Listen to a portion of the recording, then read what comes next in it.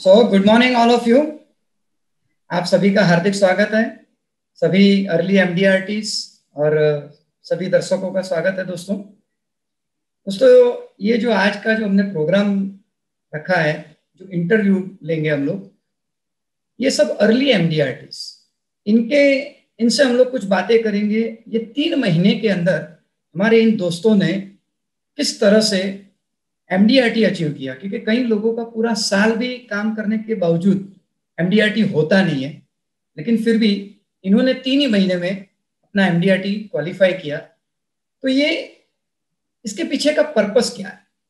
Purpose दोस्तों, मैं आपको इतना ही कहूंगा कि कई लोग ये पेंडेमिक सिचुएशन में, ये महामारी की वजह से, ये लॉकडाउन की वजह से कई लोग मन से ही, बोलते ना, मन से ही गिर गए, मन से ही वो डाउन हो गए, अपने आप में निराश हो गए, हताश हो गए कि भाई अभी तो कौन लेगा, ऐसे में तो कौन पॉलिसी लेता है, लोगों की दुकानें बंद है, लोगों की नौकरियां बंद है, कईयों की तो नौकरी छूट गई है। और ऐसे में अब ये इन्वेस्टमेंट कौन करेगा, पॉलिसी कौन लेता है, लोगों के पास तो पैसे ही नहीं है। ऐसे कई ऑब्जेक्शन, और ये ऑब्जेक्शन पार्टियों के नहीं है दोस्तों, एजेंट के खुद के हैं। और अपने अपने ही उन ऑब्जेक्शन की वजह से वो कहीं ना कहीं लोगों से बात करना टालता है, या तो लोगों से मिलना टाल देता है। उसे लगता है कौन लेगा, अभी ऐसे में तो कोई लेता ही नहीं है। तो खुद ही कन्विंस हो गए हैं कि लॉकडाउन है, लोगों के पास पैसा नहीं है, लोगों के बिजनेस बंद है, और ऐसे में कोई पॉलिसी लेगा नहीं, तो भी बात करके भी कोई मतलब नहीं है। और इसकी वजह से कई दोस्तों का बिजनेस नहीं होता है।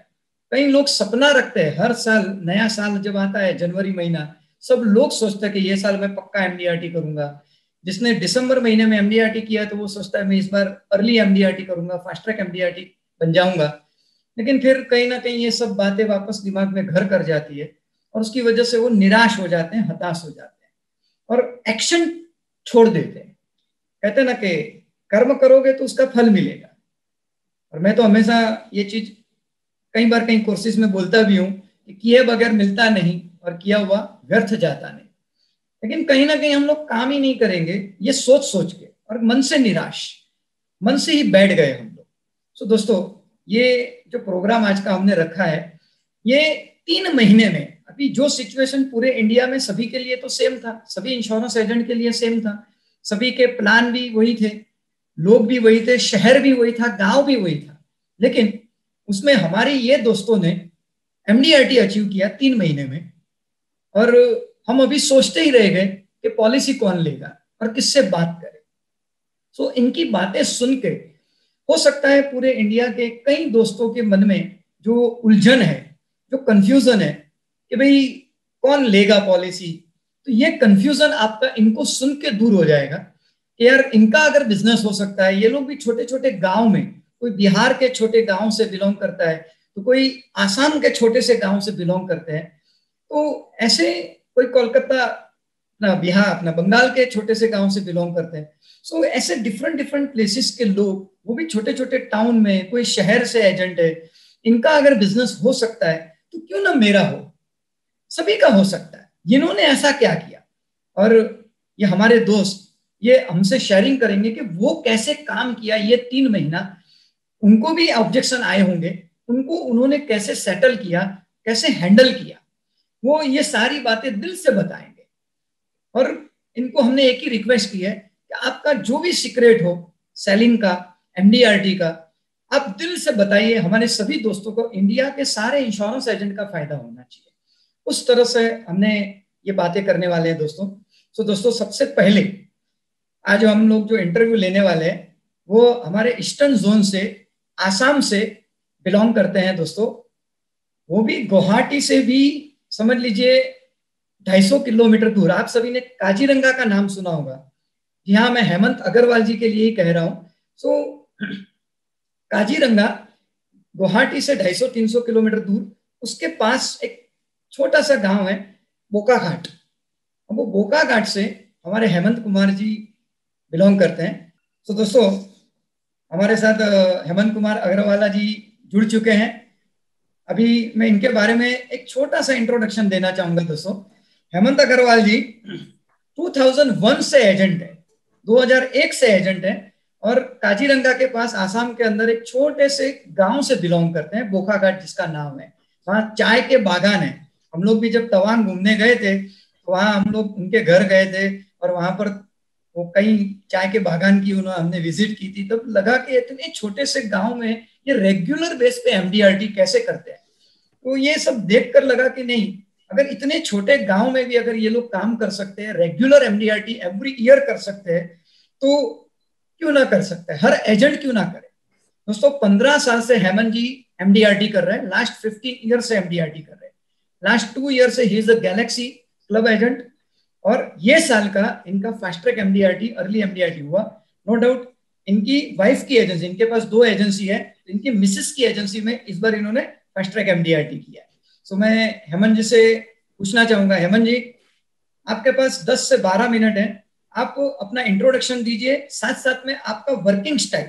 ये 3 महीने में ऐसी महामारी के सीजन, क्योंकि लास्ट ईयर पूरा लॉकडाउन होते हुए भी आपने एमडीआरटी किया, फिर अगेन ये साल वापस एमडीआरटी, और वो भी 3 महीने में दोस्तों। और तो ये ऐसे हमारे इन सभी दोस्तों को बताइए हेमंत जी, आपका वर्किंग स्टाइल कैसे है, आप प्रोस्पेक्टिंग कैसे करते हो, क्योंकि गांव इतना छोटा तो उसमें नए नए इतने प्रोस्पेक्ट कहाँ से लाते हैं, क्योंकि 15 साल से आप अगर एमडीआरटी कर रहे हो तो इतने नए लोग कहाँ से आते हैं, या रिपीट बिजनेस भी लेते हो तो ऐसा क्या बोलकर आप उनसे रिपीट बिजनेस लेते हैं। तो ये सारी बातें खुलकर हमारे सभी दोस्तों से शेयर करिए। तो ओवर टू यू हेमंत जी। नमस्कार, नमस्कार। सभी गुरुजनों को प्रणाम। सबसे पहले मैं धन्यवाद देना चाहूंगा इंस्टीट्यूट ऑफ एक्सीलेंस और मेरे सारे गुरुजनों को, दीपक भाई, मुकेश भाई, पारस भाई, जिन्होंने मुझे मौका दिया कि मुझे 10 से 12 मिनट मेरी जो कहानी है, मैं कैसे काम करता हूँ या कैसे मेरा कंटिन्यूअस एमडीआरटी होता है, ये मैं आप लोगों के साथ साझा कर सकूं। इसके लिए मैं आप सब लोगों को बहुत बहुत शुक्रिया। जैसे कि पारस भाई ने बताया कि 2001 में मैंने एजेंसी ली थी, तो मैं भी दोस्तों एजेंसी अपनी इच्छा से नहीं आया था लेने के लिए, बट मुझे भी जबरदस्ती दी गई। हमारी जो डीओ है मेरे, शशांक शेखर भुइया, वो मेरे पीछे 1 साल तक पड़े रहे कि आपको एजेंसी लेनी है, बट मैं बोला नहीं, ये इंश्योरेंस बेचने का काम मेरे से नहीं होगा। बट उन्होंने 1 साल तक मुझे छोड़ा नहीं, और लास्ट जुलाई 2001 में मुझे उन्होंने एजेंसी दे दी। तो एजेंसी में आने के बाद ही उस समय जो ब्रांच मैनेजर थे हमारे ब्रांच में, उन्होंने मुझे एक सपना दिया, कहा कि आपको एमडीआरटी करना है। जुलाई में मेरी एजेंसी हुई और कहा कि उन्होंने आपको एमडीआरटी करना है। उससे पहले उन्होंने मुझे एक और टारगेट दिया, बोला कि आपको जिस दिन एजेंसी देंगे हम लाइसेंस, उस दिन आपको 1 करोड़ का बिजनेस करना है। 1 करोड़ दोस्तों, प्रीमियम नहीं, सम एश्योर्ड, क्योंकि 2001 में शायद करोड़पति एजेंट उनको बोला जाता था कि जो सम एश्योर्ड से 1 करोड़ बिजनेस करें। तो मैंने जब ये बात मेरे घर में साझा की तो लोगों ने कहा कि ब्रांच मैनेजर का दिमाग खराब हो गया सर, तुमने एजेंसी भी शुरू नहीं की है और तुमको 1 करोड़ का बिजनेस का टारगेट दे रहे हो। बट मैंने कहीं ऐसा सुना था कि अगर कोई दूसरा आप पे विश्वास कर रहा है और आपको अगर खुद पे विश्वास नहीं है तो आपको कोई काम नहीं हो सकता। तो मैंने देखा कि मेरा बीएम मुझे बोल रहा है कि आप 1 करोड़ का बिजनेस कर सकते हो या आपको करना है, तो मैंने सोचा कि चलो क्यों ना ट्राई करें। बट मुझे जब भी कोई बोलता है कि आपको ये करना है तो मैं उसको एक्सेप्ट करता हूं। तो मैंने बोला ठीक है चलो, और जब ठीक है बोल दिया तब हमारे दिमाग में 2 तरह से सोच आती है।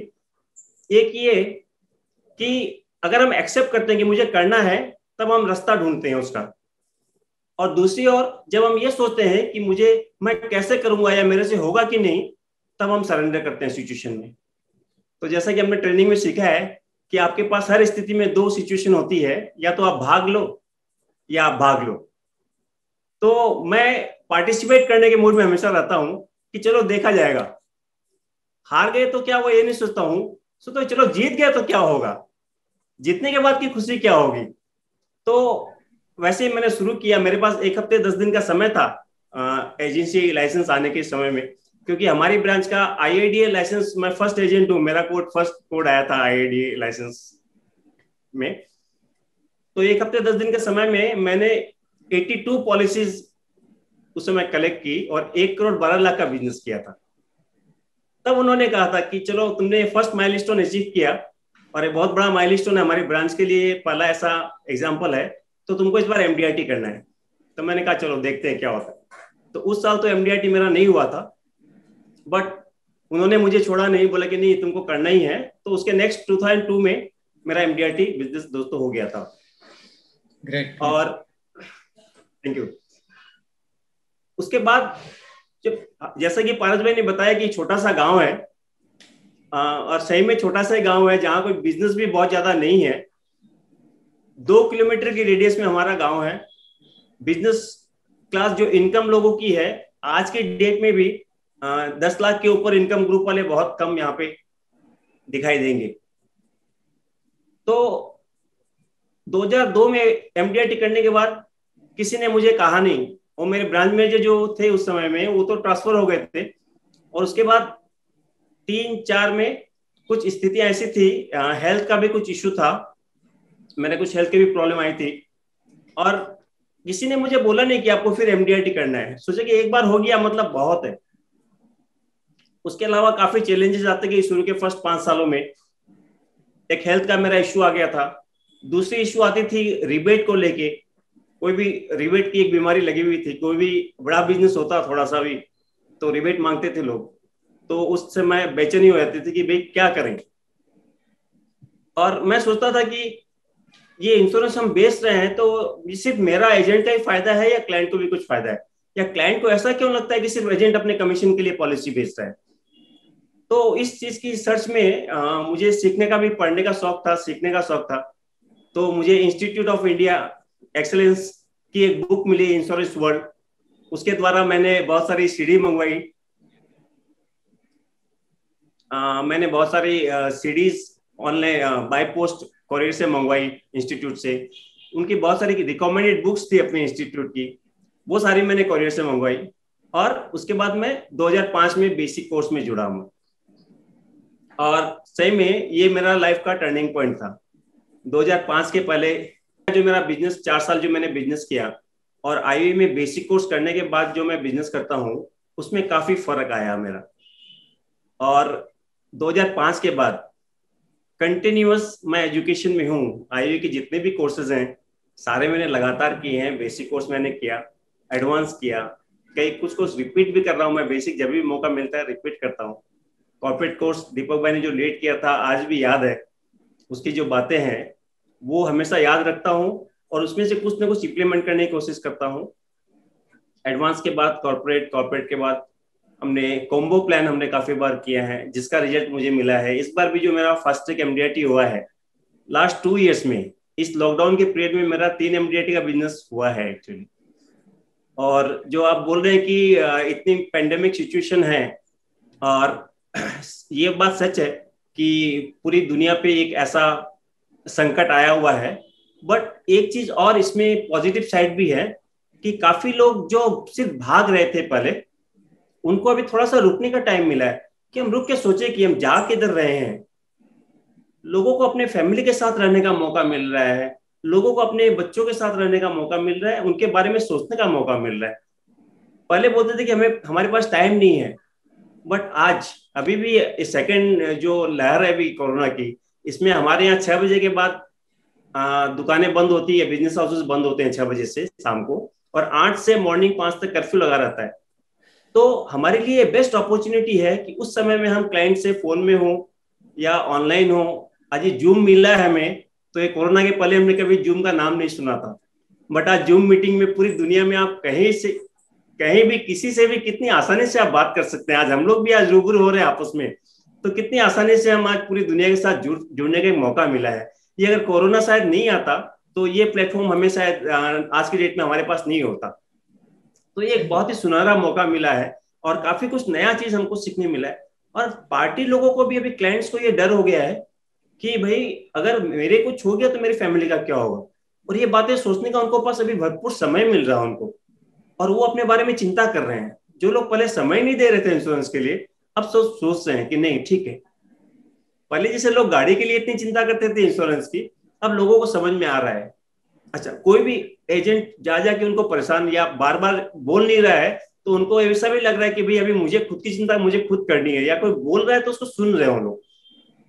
तो ये एक सही ऐसा बात था कि मौका कि जिनको भी हमने बोला इस बार, प्राय सभी लोगों ने अच्छा बिजनेस से किया है, और जो अमाउंट था टिकट साइज वो भी काफी बढ़ गया है। अब लोगों जो पेमेंट करते हैं अच्छा पेमेंट कर रहे हैं लोग। आप आपका वर्किंग स्टाइल बताइए, आप कैसे काम करते हो? सो प्रोस्पेक्टिंग, नए नए प्रोस्पेक्ट्स कहाँ से लाते हो रेगुलर, क्योंकि गांव छोटा है, लोग कम है, तो उसमें कैसे काम करते हैं आप? और ये 3 महीने में, स्पेशली ये 3 महीने में आपने एमडीआरटी कैसे किया, वो खास बताइए हमारे दोस्तों को। हाँ पारस भाई, ये जो आप बोले कि 3 महीने में काम कैसे हुआ, एक्चुअली ये सिर्फ 3 महीने का ही आउटकम नहीं है। क्या होता है कि जब हम कंटिन्यूअस एजुकेशन में रहते हैं तो जब हम सीखते रहते हैं उसको इम्प्लीमेंट हम सारी चीजें नहीं कर पाते हैं। बट जैसे हमने कंटिन्यूअस एजुकेशन में सीखा है कि भाई आप एक तो सीखिए आपकी लोगों से क्या बात करनी है। हमारे पास कोई ऐसा प्रोडक्ट तो है नहीं जो हम लोगों को दिखाए, हमको तो अपनी बात ही करनी है कि हम कैसे बात करते हैं। अगर बात हम तरीके से करेंगे तो लोग समझ जाएंगे। और मैं कभी भी जब पार्टी से बात करता हूँ तो मैं इंश्योरेंस वर्ड का यूज ही नहीं करता हूँ। मैं उनके बच्चों की पढ़ाई के बारे में बात बोलता हूँ। मैं बोलता हूँ कि आपने पोस्ट रिटायरमेंट, या आपको अगर फ्यूचर में बच्चों की शादी के लिए पैसे चाहिए या पोस्ट रिटायरमेंट पैसे चाहिए तो आपको कैसे, आपने कुछ मैनेज किया है क्या। मैं सेविंग की बात करता हूँ उनसे, तो लोग थोड़ा सा कंफर्टेबल होते हैं। मुझे मैंने देखा है जब इंश्योरेंस बोलते हैं तो लोग बोलते हैं कि मेरे पास है बहुत। सही सही बात तो है। जब सेविंग बोलते हैं तो लोगों को मैं और ये भी ऑप्शन देता हूं कि आपको इंश्योरेंस में ही सेविंग करना से जरूरी नहीं है, आप कहीं भी कीजिए। आप बैंक में आरडी कीजिए, पोस्ट ऑफिस में कीजिए, म्यूचुअल फंड में कीजिए, कहीं भी कीजिए। और सारी चीजों का उनको कंपेरिजन बता देता हूँ कि कहाँ में कितना रिटर्न मिल रहा है और कहाँ में कितना रिस्क है। और फिर उनको डिसीजन देने देता हूँ कि आपको कहाँ पे लगाना है बताइए, आप जहां बोलेंगे वहीं लगाएंगे। तो कोई भी लोग पूरा पैसा रिस्क में नहीं लगाना चाहते हैं, सबको अपनी कैपिटल प्यारी होती है। तो कुछ एक पैसा वो इसमें लगाते ही लगाते हैं इंश्योरेंस में। और दूसरी चीज जो इस लॉकडाउन में मैंने इंप्लीमेंट की है सीखी हुई चीजों में, कि डेलीगेशन। अभी हम लोग कोर्स में सुनते हैं कि आप एक अपना ऑफिस कीजिए, आप स्टाफ रखिए, आप ऐसे काम मत कीजिए जो आपको इनकम नहीं करके दे रहे हैं, और सिर्फ ऐसे कामों में आप अपना फोकस रखिए जहां से आपको इनकम जनरेट हो रही है। तो मैंने पूरी तरह से इस लॉकडाउन में ये मौके का फायदा उठाया है, इसको डेलीगेट करना मैंने सीखा है। मेरे पास अभी 5 स्टाफ हैं। तो मैं, आप बिलीव नहीं करेंगे पारस भाई, पूरे फरवरी और मार्च महीने में मैं एक बार भी ब्रांच में नहीं गया, डिवीजन में नहीं गया। मेरे सही जो बात, 80 अराउंड 80 प्रपोजल्स थे सब मेरे स्टाफ टीम ने कंप्लीट किए हैं। ब्रांच भी वो लोग ही गए हैं, डिवीजन भी वो लोग गए हैं। और इवन बहुत सारे, बहुत कम क्लाइंट के घर में भी मैं गया हूँ प्रपोजल के लिए। लोग ऑफिस में आए हैं और वहीं पे साइनिंग हुआ है। तो लॉकडाउन के पीरियड में मैं बाहर निकले बिना ही काफी बिजनेस मेरा घर पे हुआ है। और मुझे सबसे कम आज तक 20 साल में ऐसा पहली बार हुआ है कि मैं डिवीजन एक बार भी नहीं गया क्लोजिंग के लिए, और मेरा एमडीआईटी डिक्लेयर हुआ। नहीं तो हर बार मुझे कम से कम मिनिमम 2 बार तो मुझे डिवीजन ऑफिस जाना पड़ता है, बट इस बार मुझे जाना नहीं पड़ा। और कुछ प्रपोजल फिर भी छूट गए, तो चलो वो अप्रैल में हो गए हैं, तो इसकी इतने इश्यू नहीं है। आपका तो कोई ये, स्पेशल यूनिक सेल आप शेयर करना चाहोगे हमारे दोस्तों के साथ, कि कभी 2 मिनट का हाँ, टाइम बचा है आपके हिसाब से, तो 2-3 मिनट आ, में कोई यूनिक इस सेल बार, या कोई हाँ ऑब्जेक्शन हैंडलिंग जो आप बताना चाहें। इस बार एक नया बात शुरू की है मैंने। जैसे सब स्टैंडर्ड लाइफ हमने बहुत बार सुना था, बट इस बार एक फैमिली में मुझे बिजनेस मिला, 5 लोगों का बिजनेस मिला था। क्लाइंट को बाईपास सर्जरी हुई हुई है, हर्निया का ऑपरेशन हुआ हुआ था। तो वो बोल रहा है कि मेरे बेटे का एक आप पॉलिसी बना दो, उसकी पॉलिसी नहीं है। मैंने कहा ठीक है। फिर बेटे का जब बनाने की बात चली, घर पे गया तो उनको बोला कि मेरी वाइफ की भी एक ही पॉलिसी है जो इस मार्च में मेच्योर हो जाएगी, तो आप वाइफ का भी एक बना दो। तो वाइफ का भी प्रपोजल साइन करवा लिया, दोनों का 25-25 लाख का। फिर उनकी ज्वाइंट फैमिली है, भाई एक था, उनके वहां से भी 2 मेरा बिजनेस आया, भाई की वाइफ की, भाई के बेटे का। 2 प्रपोजल वहां से भी 25-25 लाख के एक साथ दिए उन्होंने। बट तब मेरे मन में एक सवाल आया, मैंने बोला कि यार ये पॉलिसी तो मैं ले रहा हूँ बट मुझे मजा नहीं आ रहा है। बोले क्यों? मैं बोला कि आपका एक प्रपोजल लेना है मुझे। बोलते मेरा तो होगा नहीं ना, बाईपास सर्जरी हुआ है, पहले भी बोला था। बोला चलो एक बार ट्राई करते हैं। और मैंने इस प्रपोजल को सबमिट किया था, और प्रपोजल एक्सेप्ट हुआ सेंट्रल ऑफिस में। क्या बात, बढ़िया। तो ये मुझे अच्छा लगा कि सब स्टैंडर्ड लाइफ का हम जितने सुन रहे थे, बट प्रैक्टिकली इस बार एक प्रपोजल हुआ है, तो मुझे कॉन्फिडेंस मेरा बढ़ा है कि भाई हम सब स्टैंडर्ड लाइफ को भी कैसे प्रोसेस करना है ये हमने एज क्या था पार्टी का एज? 51। और कौन सा प्लान कितने साल के लिए उनको पास हुआ? हाँ, मैंने 936 ही प्रपोजल दिया था, 21 साल का प्लान, तो वो उन्होंने ये पास हुआ। मतलब 51 की एज में भी 21 इयर्स का रिस्क कवर कंपनी देती है, कंपनी ले रही है। हाँ। कहने का मतलब ये हमारे एडवांस कोर्स के अंदर दोस्तों ये प्रोजेक्ट चलता है। अभी भी ऑनलाइन एडवांस कोर्स हमारे मुकेश भाई का चल रहा है, अभी जस्ट पहला दिन कंप्लीट हुआ है। तो ये सबस्टैंडर्ड लाइफ बहुत ही इंपॉर्टेंट प्रोजेक्ट है। कई लोग इसको नजरअंदाज करते हैं। कई बार पार्टियां सामने से पूछती है कि मुझे बीमा मिलेगा कि नहीं मिलेगा, लेकिन सामने से लोग एजेंट नॉलेज की कमी की वजह से ना बोल कर आते हैं।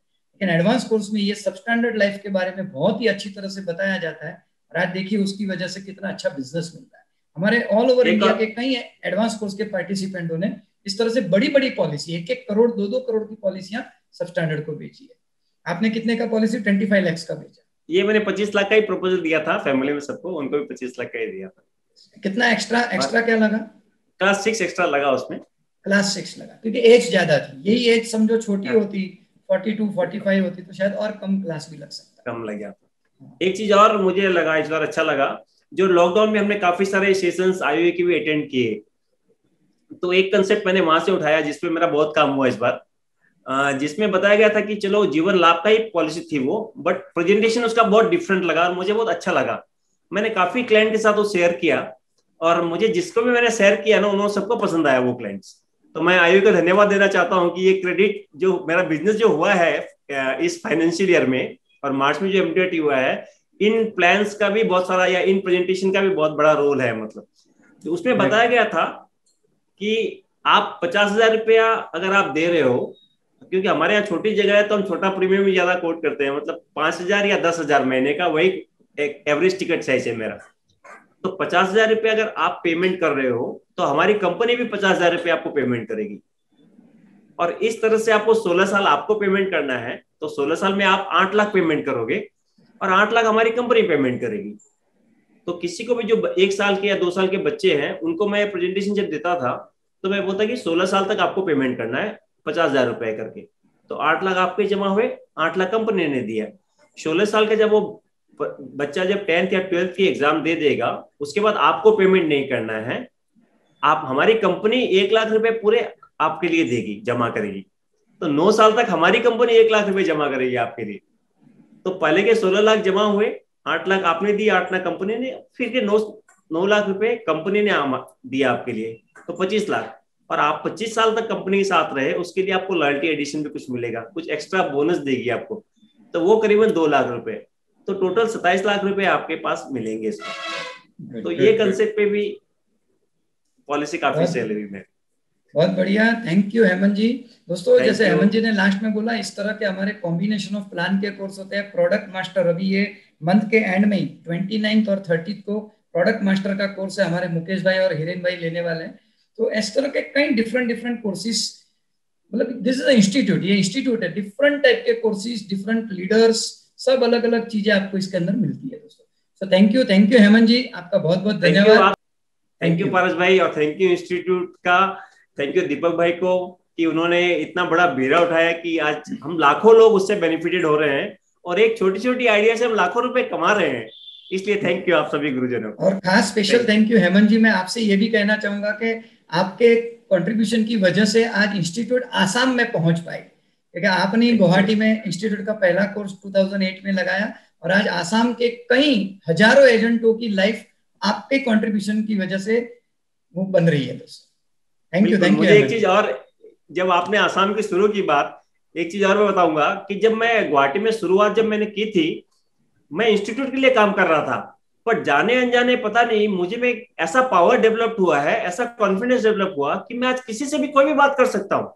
कि जब मैं इंस्टीट्यूट के लिए बात करने गया था, मैं किसी को जानता नहीं था गुवाहाटी में, किसी ब्रांच मैनेजर को नहीं जानता था, किसी डीओ को नहीं जानता था, और वो जो मैंने स्किल डेवलप हुई कि मैं अनजान लोगों से कैसे बात करूं, वो मेरे नए बिजनेस में मुझे भी काम आ रही है। मुझे कोई भी मिलता है तो मैं उससे बात शुरू कर सकता हूँ कि how to start the talk. तो ये थैंक यू कि मुझे मौका मिला, आप लोगों ने दिया मौका कि गुवाहाटी में चैप्टर शुरू करने का। टोटल कितने एमडीआरटी किए अभी तक? अभी तक 15 से ऊपर हो गए, मतलब 20 एमडीआरटी हो गए होंगे वैसे। God bless you. इस साल फाइनेंशियल में भी 2 हो गया, इस गैलेक्सी क्लब हो गया अनीता के नाम से इस बार। क्या टारगेट है इस साल? इस साल सर मैं टीओटी करूंगा। 2 very good, business very good, introduce हो गया है, 1 जून तक हो जाएगा। इस वेरी बार गुड। टीओटी का टारगेट है सर, आशीर्वाद दीजिए। All the best, all the best, God bless you. हमारे जो अगले फास्ट ट्रैक एमडीआरटी जो है वो हमारे बिहार से बिलोंग करते हैं। बिहार से छोटे से गांव है बेगूसराय करके, रजनीश कुमार जी से। दोस्तों ये रजनीश कुमार जी 11 साल की एजेंसी है उनकी, 11 ईयर से उनकी एजेंसी चल रही है। अब तक 4 एमडीआरटी वो कर चुके हैं। 2 साल से गैलेक्सी क्लब कर रहे हैं, 2 ईयर से he is a Galaxy club agent.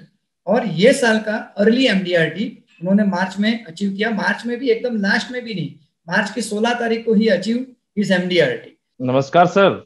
या नमस्कार रजनीश कुमार जी।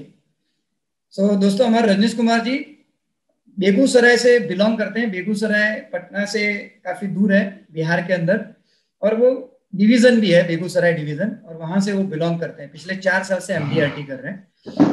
रजनीश कुमार जी, ये पेंडेमिक सिचुएशन में, नमस्कार, ये महामारी के टाइम में, लास्ट ईयर भी लॉकडाउन था, फिर भी आपने एमडीआरटी अचीव किया, और पिछले 4 साल से आप एमडीआरटी कर रहे हो। इवन ये साल का भी एमडीआरटी, और वैसे लॉकडाउन की जो रिजल्ट था, क्योंकि इस साल भी अभी तक दुकानें वगैरह जनवरी फरवरी में उतनी नहीं खुली थी, लोगों का बिजनेस उतना अच्छे से नहीं हो रहा था, फिर भी पहले 3 महीने के अंदर आपने ये एमडीआरटी, अर्ली एमडीआरटी कैसे अचीव किया? तो मेरी आपसे यही रिक्वेस्ट रहेगी कि हमारे सभी दोस्तों से आप बताइए। आपके पास 10 से 12 मिनट का टाइम है, तो ये 10 मिनट के अंदर आपको ये बताइए, आपका अपना इंट्रोडक्शन भी दीजिए, और साथ साथ में आपका वर्किंग स्टाइल, कि आप कैसे काम करते हो, और साथ में अगर कोई सेलिंग आइडिया भी है, अगर मतलब आपने कोई बड़ा सेल या ऐसा कोई सेल किया कि जो आपको लगता है कि हमारे दोस्तों से शेयर करना चाहिए, तो वो भी आप बताइए। Yes Rajneesh Kumar ji sir. जी सर। सर मैं रजनीश कुमार बिहार से बेगूसराय ब्रांच से हूँ सर। और 2017 से मैं लगातार एमडीआरटी कर रहा हूँ सर।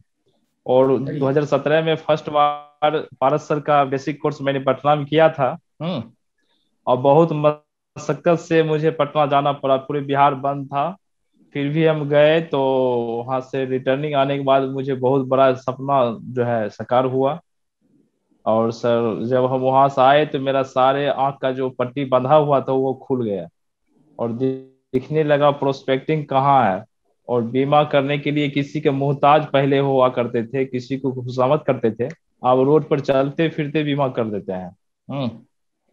तो हमारे डीओ साहब भी बहुत खुश होते हैं। अब अपने ब्रांच का भी टॉपर है सर, और अपने डेवलपमेंट ऑफिसर का भी टॉपर है। और इस बार सर, इस बार मैं फास्ट ट्रैक एमडीआरटी भी मेरा 1 तारीख की ही हो गया था, लेकिन प्रपोजल एडजस्टमेंट 16 को हम करवाए जाके पॉलिसी डलवाए, लेकिन सेंट्रल ऑफिस से मेरा 1 तारीख को आ गया था, 1 मार्च को। और सर इस बार सबसे बड़ी बात है कि इस बार कलकत्ता जो हम गए थे आपके बेसिक कोर्स में, हस्बैंड वाइफ, मेरी वाइफ भी गई थी। और उसमें आप, सबसे बड़ी बात है कि आप बोले थे कि रजनीश कुछ अच्छा कर आना, एमडीआरटी तो होता ही है कुछ अच्छा। तो उस वही बात बार बार मेरे मन में जो है आते रहा। फरवरी में आपका कोर्स किए थे सर। और जितना मन में उत्साह भर गया था कि नहीं कुछ नया करके सर को दिखाएं। तो हम बड़े बड़े जो भी मेरे क्लाइंट हैं, साथी हैं, उनका हम प्रोस्पेक्ट तैयार किए, ज्यादा नहीं 25 लोगों का। और सोचे इस 25 लोगों में ही मुझे बीमा देना है और फास्ट ट्रैक सीओटी करना है। टारगेट मेरा सीओटी का था। आप सर सीओटी के माला पहनाए थे हमको। सही बात है जी। तो हमारे आपका आशीर्वाद है सर कि सीओटी का लक्ष्य रखे तो फास्ट ट्रैक इजी में हो गया। तो एक हम अपने लाइफ में सबसे बड़ा बीमा बेचे सर, वो 2 शिरोमणि के बराबर है सर, 2 करोड़ का है। और वो क्लाइंट से हम बराबर बातचीत तो होते रहती थी उन लोगों से। हम तो सर पूरे रूरल क्षेत्र में रहते हैं, गांव देहाती इलाका में सर। मेरा ब्रांच यहाँ से 42 किलोमीटर दूर है सर, समथिंग। तो उसमें भी हम अच्छे बिजनेस आप लोग के आशीर्वाद से कर लेते हैं। तो क्लाइंट को हम बोले कि सर बीमा एक ठो आपको बहुत दिन पहले बताए थे, और ये मार्च क्लोज हो जाएगा तो फिर तुमको मिल नहीं पाएगा। यदि लेना है तो ले लो, बहुत अच्छा प्लान है। तो बहुत मेरा कलीग साथी है, वो बोला कि ठीक है रजनीश ले लेंगे, लेकिन 15 मार्च के बाद लेंगे। तो बोले ठीक है कोई दिक्कत नहीं, 15 मार्च को लो, जब लो। उसका सब पेपर तैयार था सर, और उससे उसको 2 करोड़ वो बताया ना, तो हमको लगा तो वो 5 करोड़ का बीमा लेने वाला था। मेरे मुंह से 2 करोड़ ही निकला। हाँ, वो एक्सेप्ट कर लिया, वो 15 लाख, 14 लाख 72,510 का चेक काट के उसी समय हमको दे दिया। बोला रजनीश जाओ, ये 15 मार्च को जो है क्लियर करवा लेना। हम्म। तो हम बोले ठीक है। तो उसमें लगे रहे। तो वो फिर फर्स्ट वीक में ही बोला कि चेक डाल दो, पैसा उसमें बहुत सारा है, कोई दिक्कत नहीं है। तो चेक क्लियरेंस में ऐसा हुआ कि हम मेरा फास्ट ट्रैक का सारी चीज हो चुका था। हमारे ब्रांच मैनेजर 1 तारीख की प्रपोजल एडजस्ट कर रहे थे, लेकिन चेक 2 बार जो है बैंक बदमाशी की वजह से बैंक बराबर डिजॉनर करके भेज देता, वो क्लियर नहीं कर रहा था। तो हमारा टेंशन था कि बड़ा चेक है, कहीं प्रॉब्लम फंस जाए, कभी किए नहीं थे। और लेकिन सर हम बैंक से कांटेक्ट में रहते हैं, जितना ब्रांच है ना एसबीआई, जो भी बैंक है, सारे मैनेजर से स्टाफ से कांटेक्ट में रहते हैं। जैसे ही चेक गया तो उससे पूछे चेक क्लियर क्लियर हुआ, बोला नहीं सर नहीं हुआ है सर, इसमें पता नहीं कोई प्रॉब्लम बता रहा है। हम पार्टी को लगाए कि ऐसे ऐसे बात है, चेक क्लियर नहीं हुआ है। तो बोला रजनीश हम आते हैं, उसके पास बड़ा बड़ा गाड़ी है सर, फॉर्चुनर 2-3 को है। वो मेरे घर पर आया और मुझे बैठा के ले गया। बोला चलो चलते हैं मैनेजर से पूछते हैं क्यों नहीं क्लियर किया है। हमको बहुत गर्व हुआ सर कि वो पार्टी मेरे घर पे आके और मुझे बैंक ले गया है साथ में। और हमारे ब्रांच मैनेजर बोले कि ऐसा पार्टी आज तक नहीं देखे, किसी का कन्विंस नहीं, नहीं ब्रांच मैनेजर का सपोर्ट, नहीं डेवलपमेंट ऑफिसर, कोई भी बीमा के समय नहीं गए थे। और उस दिन जब बैंक गए तो मैनेजर को तो बेचारा बहुत कुछ बोला, और बोला अभी तुरंत एलआईसी को डायरेक्ट अकाउंट 3 में ट्रांसफर कीजिए। और मेरे सामने ट्रांसफर किया, और उस अकाउंट में जब चला गया तो मेरा दिल में शांति मिला सर। समझे ना। तब वहीं से हम बीएन सर को फोन लगा कि सर पैसा तो चला गया, आप चेक कर लीजिए। हम्म। सही तो स्क्रीन शॉट लेके उसका ईटीआर नंबर भेज दिए सर को। तो सुबह होके हमारे एसडीएम सर सम्मानित हम लोगों को किए कि रजनीश फास्ट ट्रैक एमडीआरटी किया है, और ब्रांच का जो पहला फास्ट ट्रैक एमडीआरटी बना है। Good good. तो इसी तरह सर हम रेगुलर का अपने क्षेत्र में काम में लगे रहते हैं। मेरा रूटीन है सर, एक आप बताए थे कि मजदूर जब फील्ड में जाता है तो वो फील्ड में जब तक अपना मजदूरी करके नहीं आता है तो उसे भोजन नहीं करना चाहिए। सही बात। मुझे वही बात, उसी बात को बार बार मेरे मन में याद आते रहता है सर, जब तक मेरी मजदूरी नहीं होती है, और मेरे स्टाफ की मजदूरी पूरा नहीं होती है, तब तक हम जो है फील्ड से नहीं आते सर। मेरा यही है, सुबह हम सवेरे निकलते हैं सर, और लंच में फिर आते हैं, फिर शाम में फिर निकल जाते हैं। फील्ड में जहां तक होता है दूसरे पार्टी को भी कॉपरेट करते हैं। एक्चुअली मेरा बीमा ये नहीं रहता है कि मुझे बीमा करना है, मेरा मेरा भीतर से जो एक इच्छा रहता है वो दूसरों की भलाई के बारे में रहता है। एक्चुअली हर समय जब जाते हैं तो हम यही कहते हैं कि ऑल ओवर इंडिया में किसी ब्रांच का कोई भी काम आपको है तो हम निःशुल्क सर्विस देंगे। गुड। बस सर आप ही सिखाएं सर, समझे ना, भले वो उतना दूर तक तो होगा नहीं। तो लेकिन लोग को बुझाता है कि इतना बड़ा रिस्क तो दूसरा एजेंट नहीं लेता है। और हम 2-3 को कलकत्ता का काम, अपने बिहार का अदर ब्रांच के भी साथी लोग हैं, कांटेक्ट में रहते हैं, दूसरे को फ्री ऑफ कॉस्ट में हम काम करवा देते हैं। तो वही मेरा एक गवाह के रूप में खड़ा होता है, पहचान बनाता है सर। तो यही सब सर्किल से सर्विसिंग मेरा। एक बहुत बड़ा एवेन्यू है। सर्विसिंग की वजह से क्लाइंट को लगता है ये मेरे एजेंट भी नहीं है फिर भी मुझे इतनी अच्छी सर्विस दी, तो जब मैं इनसे पॉलिसी लूंगा, इनका पॉलिसी होल्डर बन जाऊंगा तो कितनी अच्छी सर्विस मिलेगी। और वही जी सर। हमारा एम्बेसडर भी बनता है, वो और दूसरे 10 लोगों को भी बताता है कि भाई ये अच्छे जी एजेंट है सर। और अच्छी सर्विस देते हैं। बढ़िया। तो ये आपका स्पेशल सिस्टम है काम करने का। मेन सेलिंग टेक्निक ये है कि भाई सर्विस पहले दो और फिर उनसे पॉलिसी लेते हैं, उससे नए प्रोस्पेक्ट बढ़ाते हो आप। जी सर। और और आपका मेरा कुछ एक और, स्पेशल सेल कुछ शेयर करना चाहो? तो भी आप शेयर कर हाँ सकते सर, बता रहे। एक्चुअली मेरा एक पर्सनल कुछ अपना आदत है सर, जब भी मैं किसी क्लाइंट के पास, चाहे किसी अनजान व्यक्ति के पास भी जाता हूँ, तो खाली हाथ नहीं जाता हूँ। मेरे बैग में एक मेरे क्लाइंट का पेड़ा का दुकान है सर, जो आपको ले गए थे कलकत्ता, ले गए थे ना सर। हैं। यस। तो वो बहुत फेमस है, समझ गए ना सर। और वो लगभग 50,000 प्रीमियम देता है पेड़ा दुकानदार। तो मैं लगभग उसका साल का जितना प्रीमियम होता है सर, लगभग उसका पेड़ा ही हम ले लेते हैं। और लगभग क्लाइंट के यहाँ, जब न्यू क्लाइंट के यहाँ जाते हैं, तो वो पेड़ा पैकिंग करवा के और ले जाते हैं।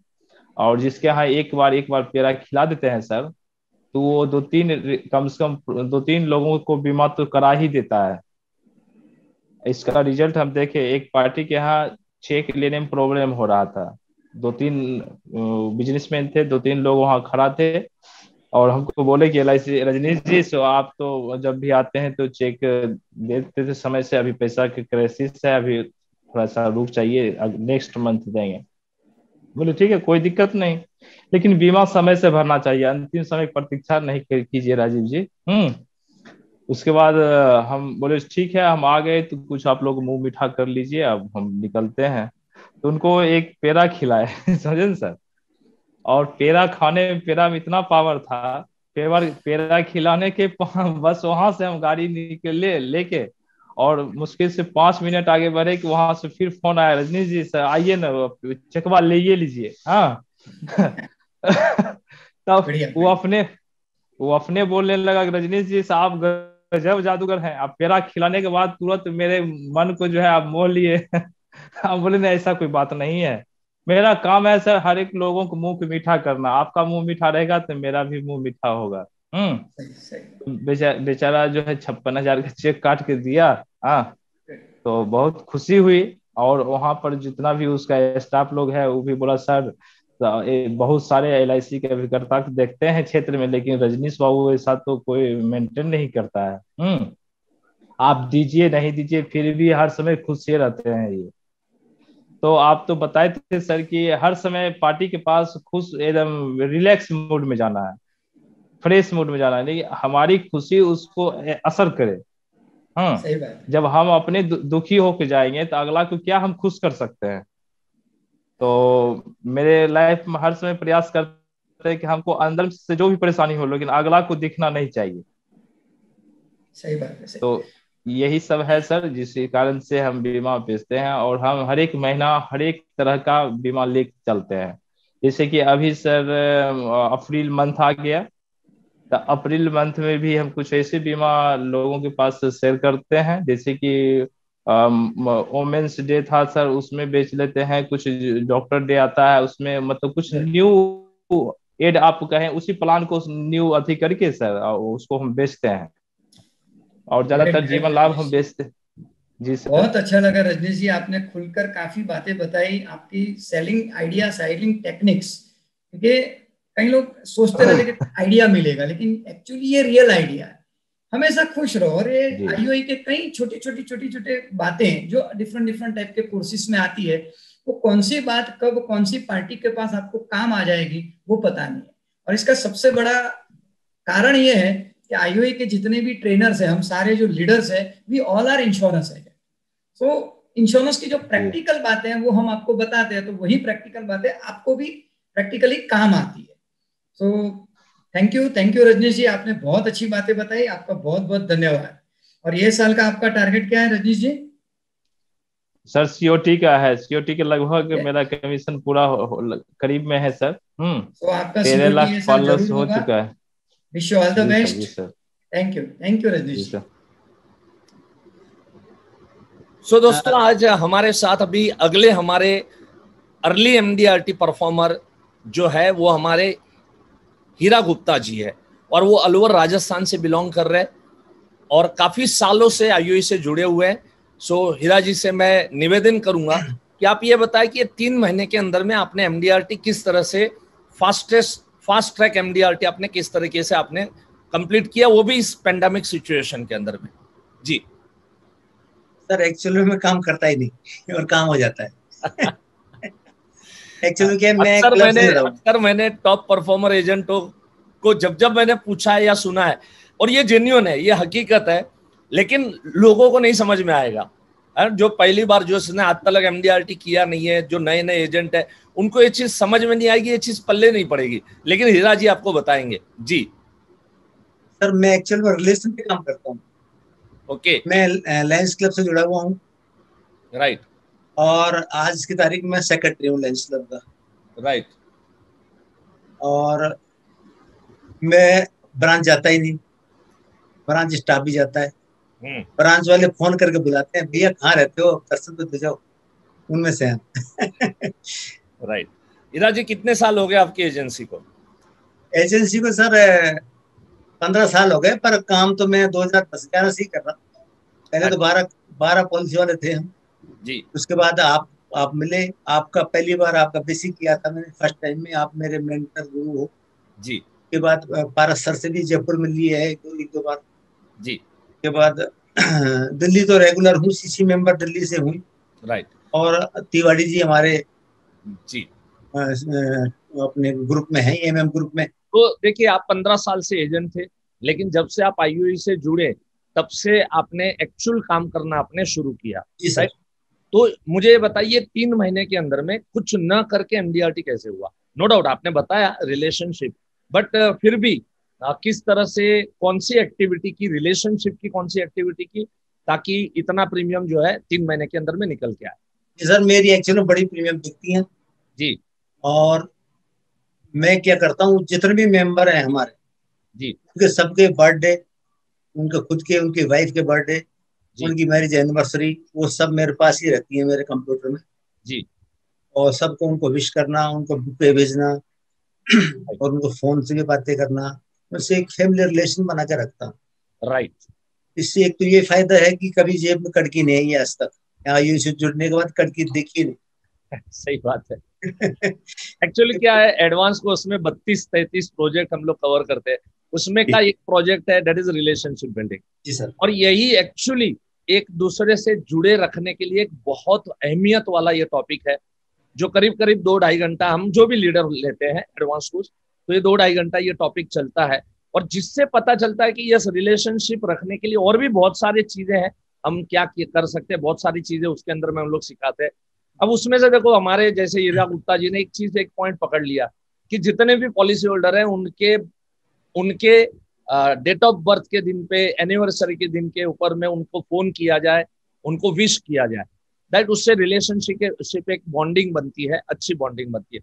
और इतने सालों का जब रिलेशन अच्छा होता है तो फिर ज्यादा काम करने की जरूरत नहीं पड़ती, अपने आप खाली हाय हल्लो करो, बातचीत करो, अपॉइंटमेंट लो, मीटिंग करो, और लाखों रुपए के प्रीमियम वहां से उठा के लेके आओ। पार्टी बुलाती है सर, पार्टी कहती है, और नया है तो नई चीज आई है क्या, खुद बुलाते हैं। राइट। और मेरे बैग में हमेशा मैं चॉकलेट रखता हूँ जी। जब भी गया, उनके जो बच्चे हैं उनको सबको चॉकलेट बांटता हूँ, जाके बच्चे आ जाते हैं आसपास, अंकल आ गए चॉकलेट वाले। जी। चॉकलेट वाले अंकल। अंकल। हाँ, चॉकलेट वाले अंकल से फेमस हूँ और सबको चॉकलेट देना मेरे बैग में हमेशा रहती है। Very nice, very nice, very nice. और ये जो अभी जो परिस्थिति है, इस परिस्थिति, ये जो बहुत ही टाइट अभी पोजीशन है, तो इस खराब है हमारे के अंदर, बहुत खराब है। राइट। हर जगह पे, हर इलाके में पोजीशन बहुत डेंजरस है। इसमें काम करने के कौन से तरीके आप जो आप करते हो वो जरा बता दो हमारे दोस्तों को। अभी तो सर फिलहाल मैं कोई काम नहीं कर रहा जी। फिलहाल सबके हालचाल पूछना है, सबसे बातें करते रहना है, ये कर रहा हूँ। राइट। दूसरा कोर्स कर रहा हूँ जो अपने दीपक सर का कॉर्पोरेट में जुड़ा हुआ हूँ। जी जी। कॉर्पोरेट कोर्स कर रहा हूँ क्योंकि अब मेरे को बड़े बीमे और बड़े बीमे में से उनका बिजनेसमैन है, बड़े बड़े उनसे रिलेशन बनाने हैं। राइट। हमारा इंडस्ट्रियल एरिया है, उधर जाना है, उधर से रिलेशन क्रिएट करना है। वो जो हमारे क्लब के मेंबर हैं उनका बिजनेस भी है। बहुत बढ़िया। देखिए, हीरालाल जी ने ये बहुत सुंदर बात बताई कि अभी फिलहाल समझ लीजिए कहीं और जा ना सके तो कम से कम जितने भी ऑनलाइन ट्रेनिंग सेशंस चल रहे हैं, अगर वो सेशंस अगर हम अटेंड कर ले और उससे अगर कुछ सीखे, अभी आपका बेस बनाइए। राइट। अभी चंद दिनों पहले, मतलब आजकल एक कहानी जो है बहुत जगह पे, बहुत सारे ग्रुप के अंदर में घूम रही है, छोटी सी कहानी है कि विष्णु भगवान नाराज हो गए थे और उन्होंने जो फार्मर थे उन लोगों को वरदान दे दिया, वरदान नहीं बोल सकते, श्राप दे दिया, 12 साल तक बारिश नहीं आएगी। लेकिन एक किसान है, वो जाता था खेतों में, जोतता था, हल लगाता था, सब सारी चीजें एज इट इज वो करता था। कहा यह गया था कि शंकर भगवान अगर डमरू बजा देंगे तो बारिश होगी। विष्णु भगवान ने बोला, जब किसानों ने रिक्वेस्ट की कि भगवान प्रभु हम तो मर जाएंगे, बोले ठीक है, एक काम करो, शंकर भगवान को मनाओ, अगर उन्होंने डमरू बजा दिया तो हो सकता है कि बारिश हो जाए। तो सब लोग शंकर भगवान को मनाए, शंकर भगवान ने भी मना कर दिया। आखिर में ये किसान जो है वो रोज खेतों में जाता था, लोग हंसते थे, 2 साल हो गए, 3 साल हो गए, लोग हंसते थे। किसी ने उसको पूछा, बोले यार 12 साल तक बारिश आने वाली नहीं है, घर पे बैठो आराम करो। बोले मैं इसलिए जा रहा हूं क्योंकि मुझे डर है कि 12 साल के बाद जब बारिश होगी तो मैं खेतों में हल चलाना भूल जाऊंगा, मैं काम करना भूल जाऊंगा, मैं आलसी हो जाऊंगा। तो 12 साल के बाद ही सही, लेकिन मैं अपना काम छोड़ना नहीं चाहता। और ये बात जब पार्वती जी ने सुनी तो पार्वती जी ने शंकर भगवान को मनाया और उनको कहा कि सुनिए, कहीं आप डमरू बजाना भूल ना जाओ 12 साल में। और उसके बाद में शंकर भगवान ने डमरू बजाया, बारिश हो गई। तो देखिए, कहानी ये हमको सिखाती है कि भले अभी जो सिचुएशन, अभी जो परिस्थिति है, इस परिस्थिति के अंदर में बीमा कैसे बेचना, उसकी ज्यादा से ज्यादा अगर हम ट्रेनिंग लेंगे तो जब भी परिस्थिति खुलेगी उस समय वो ट्रेनिंग आपको काम में आएगी। राइट। सो एकदम परफेक्ट आपने हीरालाल जी बताया। और देखिए, जो टॉप परफॉर्मर है ना, वो हर परिस्थिति का अच्छा बेनिफिट कैसे उठाना जानते हैं। आज इतने साल से लगातार ट्रेनिंग में, उसके बावजूद भी ऑनलाइन के अंदर में अभी कॉर्पोरेट कोर्स चल रहा है तो कॉर्पोरेट कोर्स में भी बैठ गए। बहुत बढ़िया। और सर मेरा बिजनेस ऑफिस से ही होता है मैक्सिमम। क्या ग्रेट। मैं क्या करता हूँ, और मेरा जो ऑफिस है ना, मैक्सिमम मेरा जो मार्केट प्लेस है मेरे ऑफिस के 2 किलोमीटर के इलाके में है। Right right right. और मैं ऑफिस से फोन करता हूँ, अरे भैया क्या कर रहा है, आजा चाय कॉफी पियेंगे। मेरे पास में एक कॉफी की शॉप है जो फेमस है। हाँ। वो कॉफी बनाने वाला भी मेरा क्लाइंट है। राइट। तो उसको मैं फोन करता तो यार 2 कॉफी भेज ऐसे करके वो कॉफी मेरे को यहाँ ऑफिस में भिजवा देता है। राइट। पार्टी में कुछ रहते हो वही अपने चेक कैश जो भी होता है कर लेते हैं। Right right. तो ऑफिस में बैठ के आप अपना काम कर रहे हैं, अपने ऑफिस में करता हूँ, मैक्सिमम काम ऑफिस में है मेरा। वाह वाह वाह, बहुत बढ़िया। ऐसे बहुत कम एजेंट है कि जो अपने ऑफिस में बैठ के जो है ज्यादातर काम करते हैं, ज्यादातर सेलिंग करते हैं। बहुत बढ़िया हीरालाल जी, थैंक यू सो मच। और आपने आपके विचार यहाँ पर रखे, धन्यवाद। बहुत सारे हमारे दोस्तों को इसका फायदा होगा। ये पेंडेमिक सिचुएशन में काम कैसे करना वो लोग जरूर करेंगे। Thank you so much Hiralal ji. हमारे साथ बंगाल के कोलकाता से एक छोटे से गांव से बिलोंग करते हैं तरुण कांति बख्शी जी। सो दोस्तों, कोलकाता से 80 किलोमीटर दूर, मैंने वहां पर बेसिक कोर्स भी किया हुआ है उनके पास, उस एरिया में मेचेदा करके एक छोटा सा गांव है, तमलुक मेचेदा, वहां से वो बिलोंग करते हैं दोस्तों।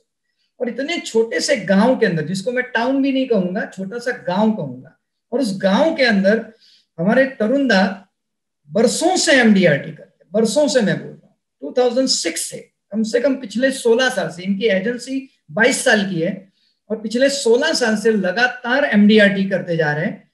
3 बार सीओटी भी हो चुके हैं दोस्तों और 2 बार टीओटी क्वालिफाई किया है। पिछले 6 साल से वो कॉर्पोरेट क्लब एजेंट है और दोस्तों ये साल का भी उन्होंने fast track early MDRT achieve किया है। Good morning morning sir. पहले आईओई का जो हमारा जो गुरु आप ही है, दीपक सर और मुकेश सर और सारे लीडर को हमारा बहुत प्रणाम, और हमारा आईओई का सारे साथी को हमारा हार्दिक शुभेच्छा करके हम बता रहे हैं। एक्चुअली 1998 में हम एजेंसी लिया था। 1998 के बाद हम 2002 में पहले 4 साल में ही हम चेयरमैन क्लब मेंबर हुआ था। उसके बाद 2006 से हम लगातार एमडीआरटी कर रहा है।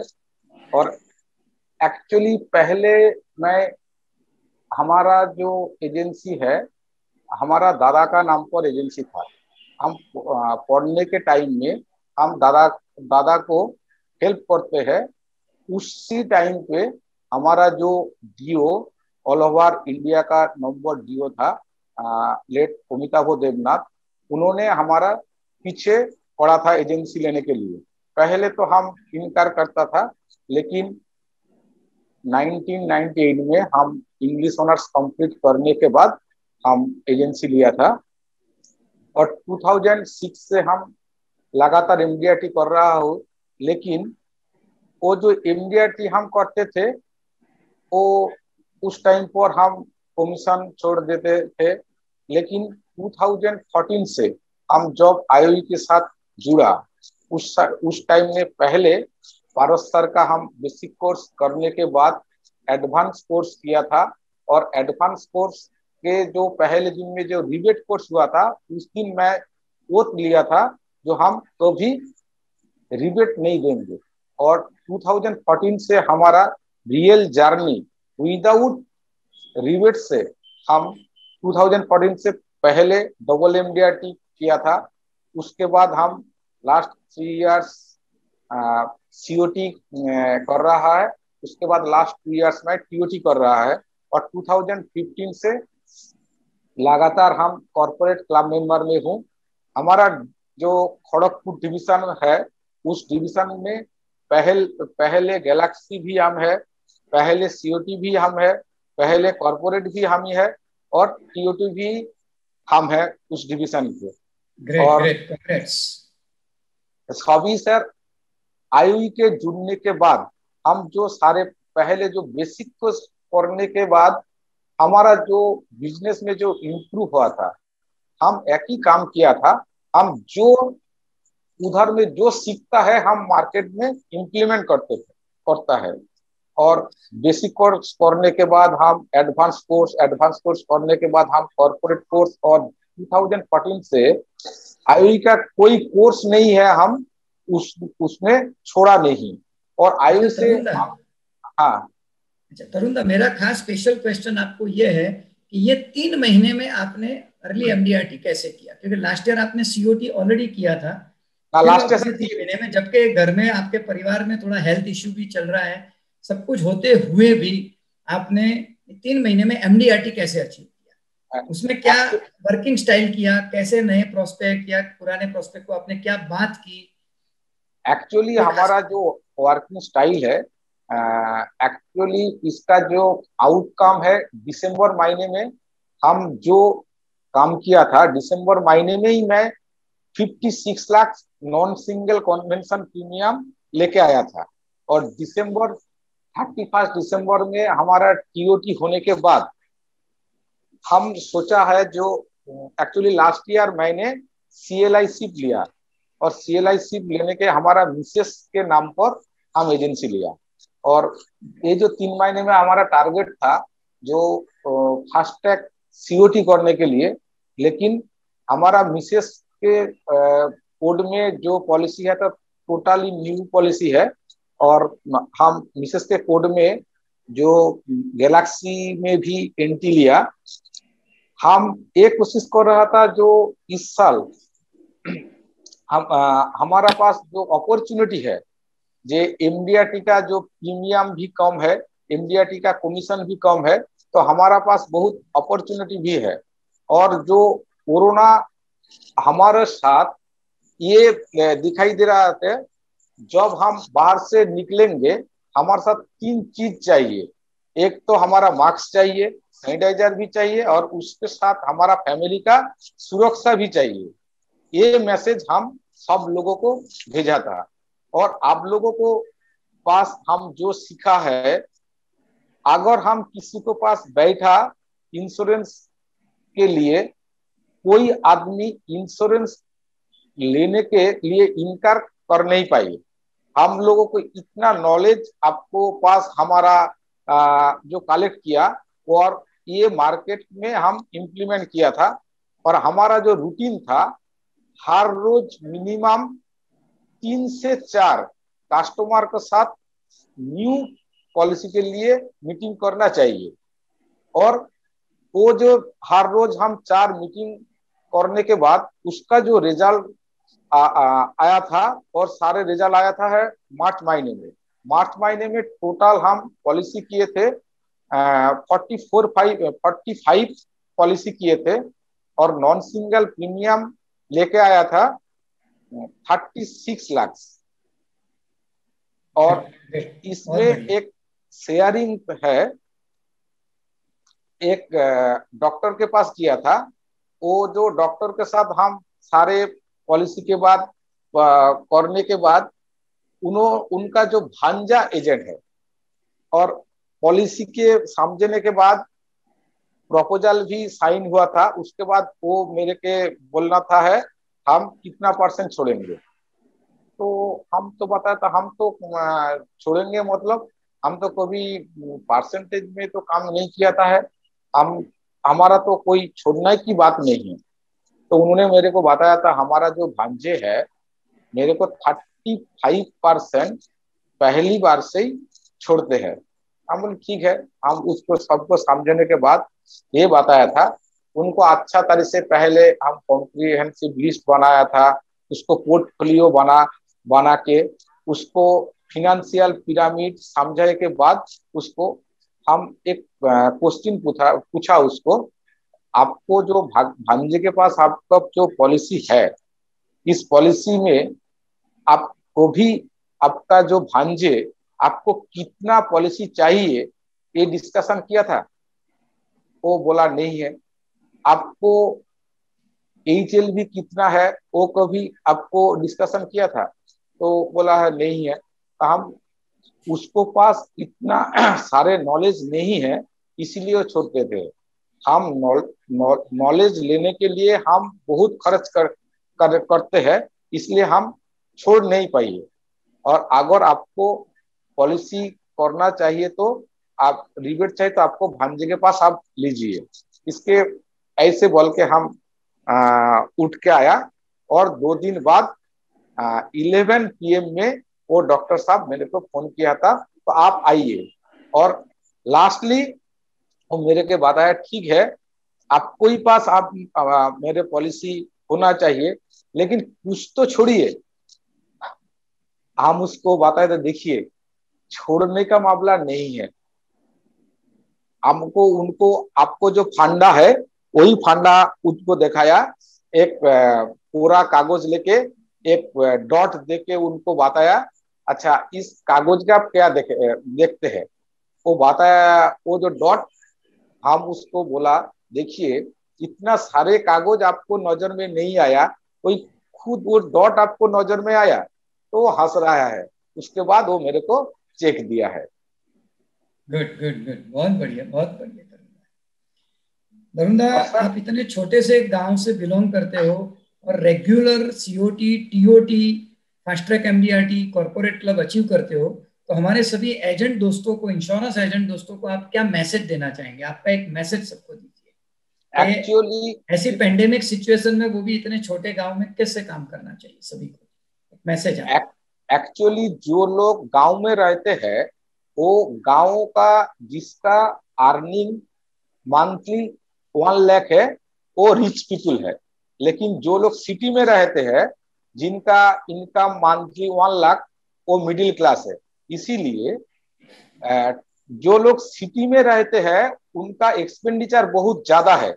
वो महीने को 1 लाख इनकम करते हैं लेकिन उसको हाथ में सिर्फ 10,000 से 15,000 रहते हैं। लेकिन जिस लोग गांव में रहते हैं और महीने में 1 लाख इनकम करते हैं उनका पास एक्सपेंडिचर का बाद उनको हाथ में 50 से 60,000 रहते हैं। इसलिए जिस लोग गांव में रहते हैं और मंथली इनकम 1 लाख है वो रिच पीपल है। और उनको पास हम ढूंढ ढूंढ के जाते हैं और उनको पास उनका कितना इंश्योरेंस चाहिए उनको समझाने के बाद उनको इंश्योरेंस करना बहुत इजी है। लेकिन जो लोग सिटी में रहते हैं मंथली 1 लाख इनकम करते हैं उनको इंश्योरेंस का प्रीमियम देने के लिए रुपया बचते भी नहीं है। यही है मैसेज।